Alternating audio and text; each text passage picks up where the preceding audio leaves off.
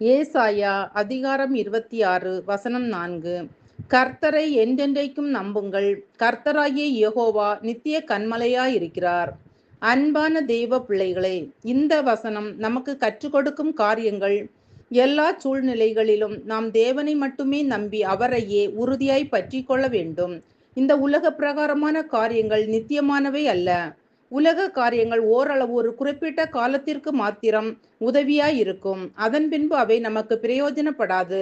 கர்த்தர் எல்லா சூழ்நிலைகளிலும் தம்மை நம்புகிற பிள்ளைகளுக்கு துணையாக நிற்பார். அவர்களை பூரண சமாதானத்துடன் காத்து கொள்வார் என்று ஏசாயா 26:3 பார்க்கிறோம். அன்பானவர்களே, பூரண சமாதானம் என்பது உள்ளான சமாதானத்தையும் புறம்பான சமாதானத்தையும் காட்டுகிறது. கர்த்தரை நம்புகிற பிள்ளைகளுக்கு எல்லா பக்கத்திலும் சமாதானம் உண்டாயிருக்கும்.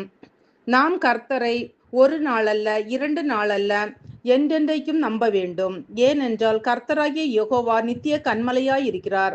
நித்திய கன்மலை காலாகாலத்திற்கும் உறுதியாயிருக்கும். கர்த்தருடைய நாமம் யெகோவா என்பதாகும். அவர் இருந்தவரும் இருக்கிறவரும் வருகிறவருமாயிருக்கிறார்.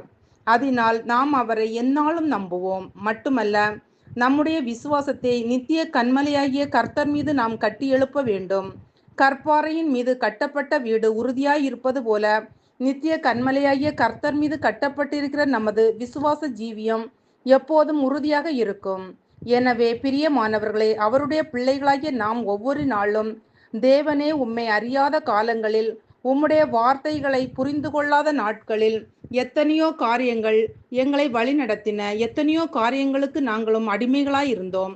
அவைகளெல்லாம் ஒன்றுமில்லை, எங்களால் செய்யக்கூடியதும் ஒன்றுமில்லை என்பதை இப்பொழுது நாங்கள் புரிந்து கொண்டோம். ஆகையால் நீரே எங்களை ஆண்டு கொள்ளும், நீரே எங்களை வழிநடத்தும் என்று நம் வாழ்வை நம் தேவன் கரத்தில் ஒப்பு கொடுப்போம்.